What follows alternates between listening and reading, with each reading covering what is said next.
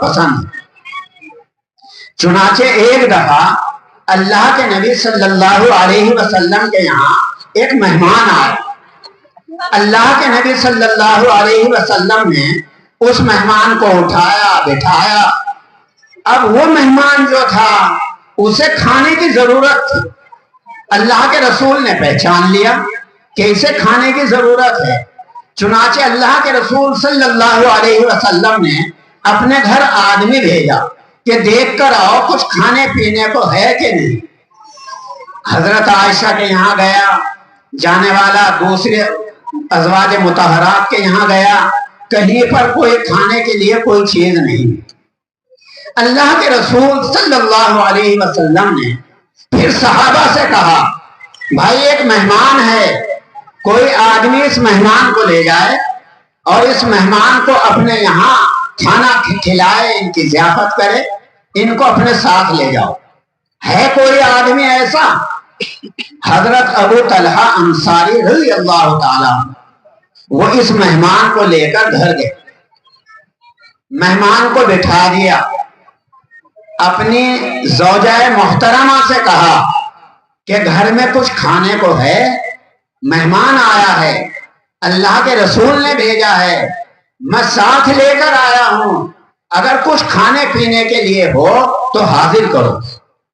بیوی نے کہا کہ کچھ تھوڑے بہت روٹی کے ٹکڑے پڑے ہوئے ہیں، وہ بھی اس لیے ہیں کہ بچے رات کو اٹھیں گے، ان بچوں کو کھلا دوں گی، یا ابھی بچوں نے نہیں کھایا ہے کھانا، انہیں تھوڑا بہت کھلا کر سلا دوں گی۔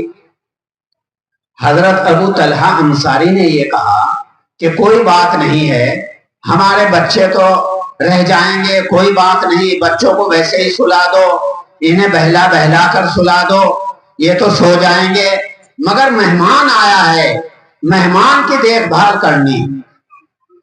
ابو طلحہ انصاری نے اپنی بیوی سے کہا کہ دیکھو ہم ایک ترکیب اختیار کرتے ہیں، ہمارے پاس کھانا نہیں ہے، بہت تھوڑا سا ہے، چلو بچوں کو تو ہم بہلا کر سلا دیتے ہیں، مہمان کے سامنے ہم کھانا رکھیں گے۔ اور اس وقت دور ایسا تھا، اب بھی طریقہ یہی ہے کہ اپنے مہمان کے ساتھ بھی بیٹھ کر کھائے، اس کے پاس بیٹھ کر جب آدمی کھاتا ہے مہمان کو خوشی ہوتی ہے، اطمینان ہوتا ہے۔ تو حضرت ابو طلحہ انصاری نے کہا اپنی بیوی سے کہ تم بھی بیٹھ جانا، میں بھی بیٹھ جاؤں گا، مہمان کھانا کھائے گا تو ایسا کرنا کہ چراغ جو جل رہا ہے آہستہ سے جا کر چراغ کو بجھا دینا، اور یہ کہنا کہ چراغ کی بتی پتہ نہیں کیوں خراب ہو رہی، اس چراغ کی بتی کو میں صحیح کرنا چاہتی ہوں، تو بجائے اوپر کرنے کے نیچے کر دینا، خود بخود چراغ بند ہو جائے گا، اندھیرا ہو جائے گا۔ ہمارے پاس روٹی نہیں ہے، بہت تھوڑی سی ہے، مہمان بھی نہیں چھپ پائے گا ان روٹیوں میں، اس لیے میں اور تو یعنی میاں بیوی ہم دونوں اپنا ہاتھ پیچھے ہٹا لیں گے اور مہمان کھاتا رہے گا اور چراغ بجھ جائے گا۔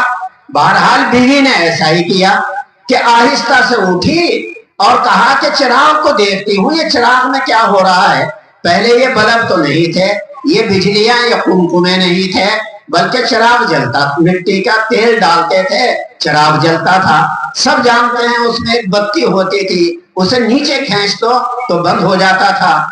تو ان کی بیوی نے ایسا ہی کیا، اٹھ کر گئی اور چراغ کو گویا کہ دور کر دیا، نیچے بتی کر دی اور کہہ دیا پتہ نہیں چراغ کو کیا ہو گیا، یہ چراغ بجھ گیا۔ بہرحال مہمان کھانا کھاتا رہا اور یہ دونوں کے دونوں نے اپنا ہاتھ پیچھے کھینچ لیا، یہ خاموشی سے بیٹھے رہے، مہمان کھانا کھا کے فارغ ہو گیا۔